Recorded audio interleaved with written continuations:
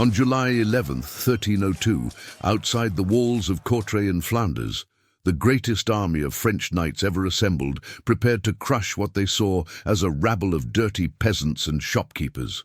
The French cavalry gleamed in the morning sun, 2,500 mounted nobles in the finest armor money could buy, their golden spurs marking their status as the ultimate warriors of medieval Europe. Facing them stood 9,000 Flemish commoners, weavers, butchers, farmers and craftsmen who had never attended a tournament or learned the rules of chivalry. By sunset, 1,000 French nobles would be dead, their golden spurs ripped from their corpses as trophies, their blood soaking into Flemish mud. This is the story of how medieval Europe's untouchable warrior class discovered that a well-placed ditch and a spiked club could destroy centuries of military superiority. The battle's roots lay in an event so shocking that contemporaries called it the Matins of Bruges, a massacre that occurred 2 months earlier on May 18, 1302. The Flemish had been under French occupation, with French garrisons treating Flemish citizens like conquered slaves. That morning, at the Matins bell, dawn prayers, Flemish rebels led by Peter de Koninck swept through Bruges with a simple test. Anyone who couldn't properly pronounce the Flemish phrase "Schild en vriend," shield and friend, was immediately killed. French speakers, unable to pronounce the guttural Flemish sounds, were slaughtered in their beds. Over 2,000 French soldiers and sympathizers were murdered before breakfast. The streets of Bruges ran red with French blood, and when King Philip IV, the Fair of France, heard the news, he swore to exterminate every Flemish citizen as punishment. The army Philip sent to Flanders was the most powerful force medieval France had ever fielded. Led by Count Robert II of Artois, it included 2,500 mounted knights and squires, the cream of French nobility. These weren't just soldiers, but the rulers of France, dukes, counts, barons and their sons, each wearing armor worth more than a Flemish craftsman would earn in a lifetime. Their horses alone represented generations of selective breeding, massive destriers trained from birth for war. The infantry numbered 500, including Genoese crossbowmen, the most feared missile troops in Europe. French knights had dominated European battlefields for 300 years. They had crushed peasant rebellions without breaking a sweat. In their minds, this wouldn't be a battle, but an execution. The Flemish army that assembled to meet this threat was revolutionary in its composition. Led by William of Jülich and Guy of Namur, it consisted almost entirely of urban militia, guild members who had learned to fight not in castle courtyards but in city streets. The weavers of Ghent, the butchers of Bruges, the fishmongers of Dam, men who worked with their hands and had calluses to prove it. They couldn't afford horses or full-plate armor. Most wore simple mail hauberks or padded gambesons, many just leather aprons from their trades. But they had something the French didn't expect: absolute desperation. They knew that defeat meant not just death, but the extermination of their families, their cities razed, their culture erased. They had nowhere to retreat to. This was their land, and they would die where they stood. The Flemish brought to the field a weapon that would help destroy the age of chivalry, the goedendags, literally meaning good day in Flemish.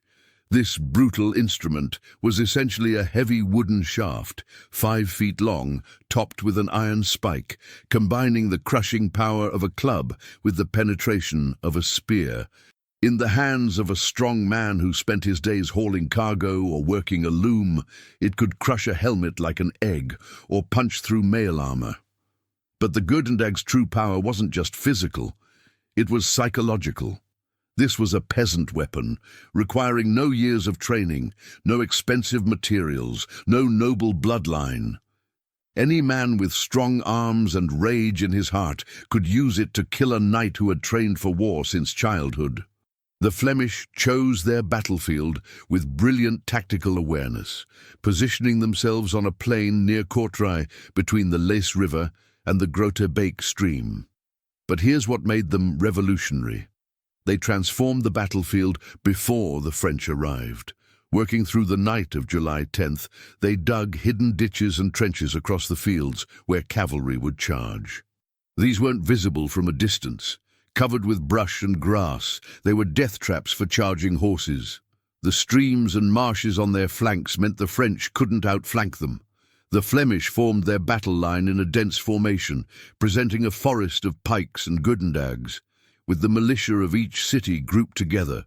Bruges, Ghent, Ypres, their guild banners flying above them like a medieval corporation ready for hostile takeover. When Count Robert of Artois arrived and saw the Flemish position, his nobles actually laughed. These peasants had no cavalry. In medieval military thinking, this meant they had no army. They were infantry, and infantry existed to be ridden down by knights. Some French nobles proposed using their crossbowmen to thin the Flemish ranks first, but Robert refused, declaring it would be shameful to let commoners kill other commoners when nobles were present to claim the glory. He reportedly said, "Should we let merchants' blood stain our swords when we could simply ride them down like wheat?" The French knights demanded the honor of the first charge. They saw not an enemy army, but a collection of rebels to be executed. The very idea that shopkeepers could stand against them was an insult to the natural order of the universe. At noon on July 11th, the French cavalry began their charge. 2,500 horses accelerated across the field, the ground shaking under tons of steel and horseflesh. The knights lowered their lances, each one choosing a specific Flemish citizen to skewer. The Flemish stood absolutely still, not a man breaking formation, their pikes and goedendags held steady. Then, 50 yards from impact, disaster struck. The first line of French cavalry hit the hidden ditches. Horses screamed as their legs snapped, catapulting knights forward into the mud. The second line, unable to stop, crashed into the first. The third line piled into the second. Within seconds, the magnificent charge had become a writhing mass of broken horses and trapped knights, men in 60 pounds of armor, drowning in muddy ditches they couldn't escape from. The Flemish line surged forward like a wave of unleashed hatred. The guild militiamen fell upon the trapped French knights with their goedendags, and what followed was less battle than industrial slaughter. The spiked clubs rose and fell in rhythm, the weavers of Ghent working in unison as they had at their looms, the butchers of Bruges applying their trade to new materials. French knights, trapped under dead horses or stuck in mud, could only raise their arms to ward off blows that crushed through steel like it was parchment. The sound, chroniclers wrote, was like 1,000 blacksmiths working at once, the continuous ring and crunch of metal being destroyed. Knights who had never felt fear in their lives screamed for mercy in languages the Flemish didn't understand or chose not to hear. Those French knights who avoided the ditches met the Flemish pike wall and discovered that courage meant nothing against mathematics. The Flemish pikes were 12 to 18 feet long, meaning the French had to survive through multiple ranks of pike points before they could even reach an enemy with their swords. Horses, no matter how well trained, wouldn't impale themselves on walls of spikes. They reared, threw their riders, turned sideways, creating more chaos. Knights who tried to push through on foot found themselves facing not individual combat, but a machine of coordinated death. The Flemish didn't fight as heroes, but as a unit. When one man's pike broke, he stepped back and another took his place.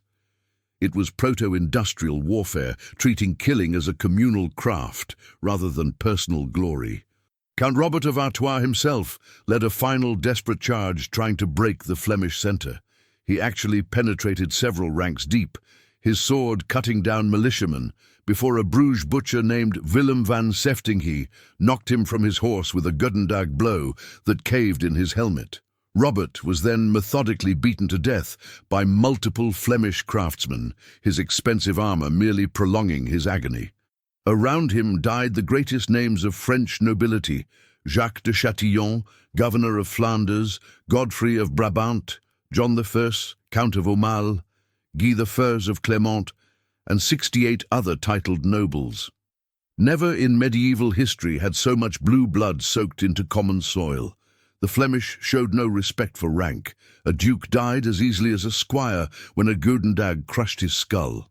As the French army collapsed and fled, leaving their dead and wounded behind, the Flemish began their harvest. They stripped the corpses methodically, but it wasn't the armor or weapons they prized most. It was the golden spurs.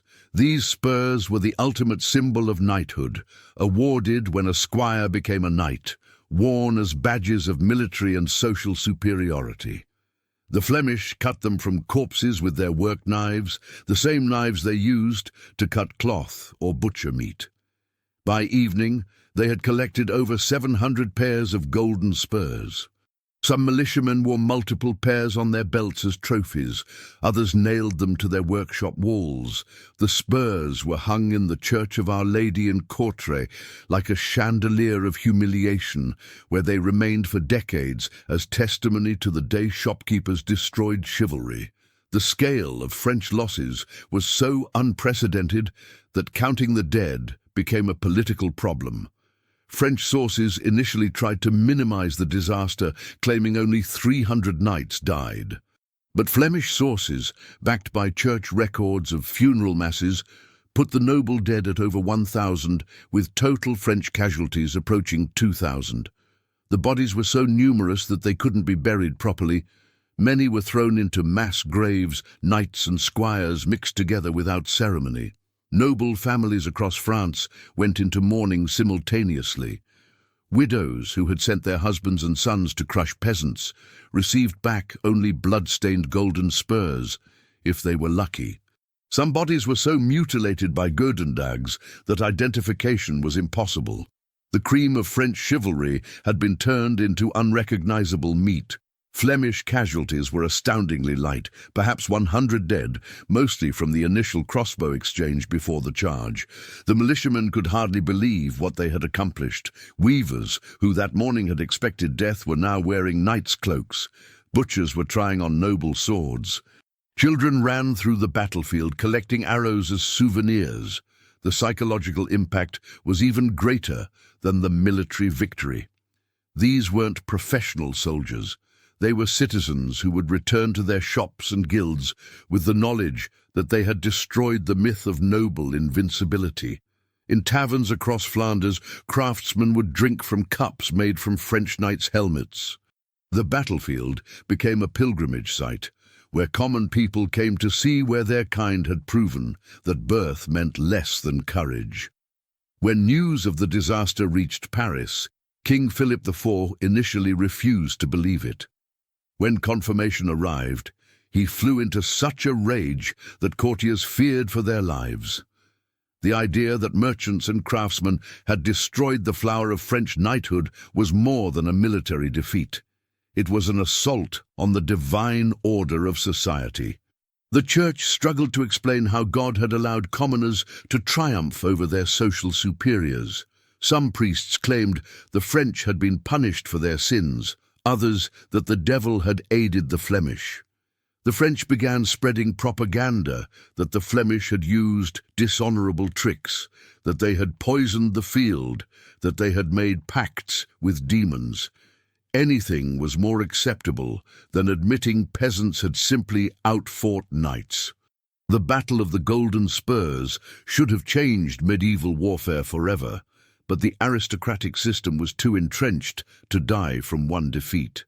The French returned with armies in 1304 and 1328, adapting their tactics, using more crossbowmen, avoiding direct charges into prepared positions. The Flemish, trying to repeat their success, were eventually defeated at the Battle of Cassel in 1328. But something fundamental had shifted. The invincibility of heavy cavalry was broken. Across Europe, peasant revolts increased, inspired by Courtrai. The English would adopt similar tactics at Crécy and Agincourt. The age of the citizen soldier, though still centuries away, had been glimpsed. The golden spurs hanging in Courtrai's church were a promise that the age of aristocratic domination would eventually end. The goedendags became a symbol of resistance across Europe. Peasant revolts from England to Germany adopted similar weapons, simple, brutal, effective tools that required strength rather than skill.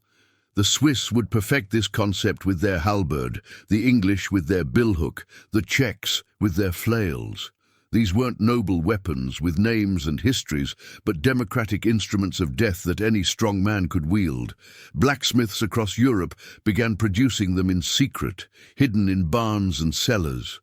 The aristocracy tried to ban them, declaring them unknightly and dishonorable, but you can't ban a weapon that can be made from a farming tool.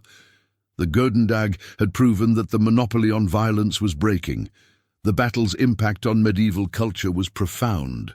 French literature, which had celebrated knightly prowess, suddenly had to explain how heroes could be beaten to death by shopkeepers. The entire concept of the three estates, those who fight, those who pray, those who work, was called into question.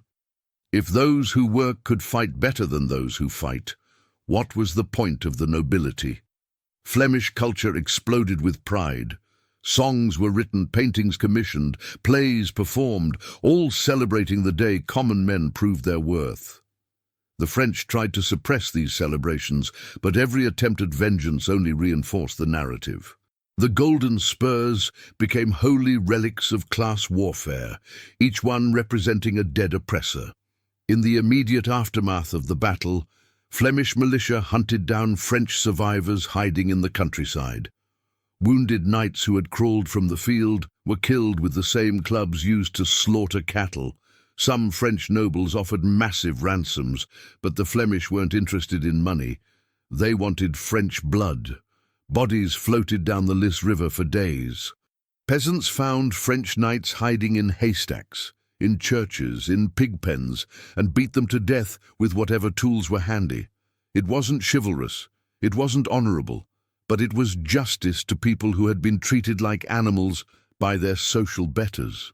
The systematic killing continued for 3 days, until no French noble remained alive in Flanders. The city of Ghent held a victory celebration that became legendary in its excess. The militiamen paraded through the streets wearing captured French armor that didn't fit, dragging noble banners in the mud, displaying golden spurs like merchant wares. They held mock tournaments where weavers pretending to be knights fought with exaggerated incompetence, mocking the rituals of chivalry. French prisoners, the few non-nobles taken alive, were forced to watch as Flemish children played with their masters' swords. Prostitutes wore countesses' dresses. The social order wasn't just defeated, it was deliberately inverted and mocked. The celebration lasted 3 days and ended with a massive bonfire of French banners, while the militia sang songs about the cowardice of nobles who couldn't even die properly. Beyond the military triumph, the Battle of the Golden Spurs secured Flemish economic independence. The Flemish cloth industry, the richest in Europe, had been under threat of French control. Victory meant that Bruges, Ghent and Ypres could continue their trade without French interference or taxation. The gold and equipment stripped from French corpses provided capital for expanded production. Flemish merchants could negotiate as equals with kings, knowing their cities had militias that could destroy royal armies. The battle proved that economic power could translate into military power without aristocratic intermediaries. The modern concept of the citizen soldier defending commercial interests rather than feudal obligations was born in Flemish blood and French mud. King Philip IV spent the next 2 years obsessing over revenge for Courtrai. He raised new armies, imposed crushing taxes, and borrowed from Italian bankers to fund his vendetta against Flanders. The French developed new tactics specifically to counter Flemish militia, more disciplined use of crossbowmen, dismounted knights fighting as heavy infantry, and careful reconnaissance to avoid terrain traps. But the psychological damage was permanent. French knights would never again charge with the absolute confidence they had shown that morning at Courtrai. The knowledge that death could come from a commoner's club rather than a noble's sword changed how they approached battle. Some historians argue that French military conservatism for the next century stemmed from the trauma of Courtrai. The golden spurs remained hanging in the Church of Our Lady in Courtrai for 80 years, until Philip the Good of Burgundy finally had them removed in 1382. But by then, their symbolic work was done. Every Flemish child knew the story. Every French noble knew the shame. When the spurs were taken, the Flemish immediately created replicas and hung those instead. The date, July 11th, became a Flemish national holiday that is still celebrated today in Belgium. The battlefield itself became sacred ground where Flemish patriots would swear oaths. Even during World War I, Belgian troops drew inspiration from Courtrai, seeing themselves as modern Flemish militia fighting foreign invaders. The battle had transcended history to become myth. Modern military historians study Courtrai as a pivotal moment in the evolution of warfare. The Flemish victory demonstrated combined arms tactics centuries before the term existed: obstacles, ditches, missile weapons, crossbows, and heavy infantry, pikemen, working in coordination. They proved that discipline and preparation could overcome individual martial prowess. The battle showed that terrain preparation was as important as courage. Most importantly, it demonstrated that motivated citizen militia defending their homeland could defeat professional military aristocrats. Every successful revolution from the Swiss independence to the American Revolution owes something to the Flemish militiamen who stood their ground that July morning. The battle accelerated military technological development across Europe. Armor became heavier and more elaborate to protect against weapons like the goedendags, which ironically made knights even more vulnerable to being trapped. Weapons designed specifically to counter heavy armor proliferated: war hammers, military picks, and specialized polearms. The arms race between armor and armor-defeating weapons intensified, but technology couldn't solve the fundamental problem Courtrai exposed. Expensive individual warriors could be defeated by cheap collective force. The mathematics of warfare had changed. A knight's equipment cost enough to arm dozens of militiamen, and those dozens would win every time, if properly organized. While Courtrai didn't immediately overthrow feudalism, it planted seeds that would grow for centuries. Guilds across Europe gained military confidence, demanding greater political rights backed by the implicit threat of violence. City militias became power brokers in medieval politics. The bourgeoisie, the merchant middle class, learned they could defend themselves without aristocratic protection. Urban centers grew more independent from rural noble control. The battle contributed to the rise of city-states and urban republics. When common craftsmen could kill noble warriors, the fundamental justification for aristocracy, protection in exchange for obedience, began to crumble. Like all great battles, Courtrai accumulated legends over time. The number of golden spurs supposedly grew with each telling, from 500 to 700 to some accounts claiming 1,000. Stories emerged of individual Flemish heroes performing impossible feats, like a single weaver killing 20 knights. The French dead became more numerous and noble with each generation's retelling. But archaeological evidence from the battlefield confirms the essential truth. A massive French cavalry force was destroyed by Flemish infantry. Excavations have found concentrations of horseshoes in the ditch areas, broken weapons consistent with goedendags impacts, and enough French military equipment to confirm a major defeat. The legend, for once, doesn't exceed the reality. Often overlooked in accounts of the battle were the Flemish women who played crucial support roles. They brought water to the militia during the fight, dragged wounded Flemings from danger, and most brutally, helped finish off wounded French knights.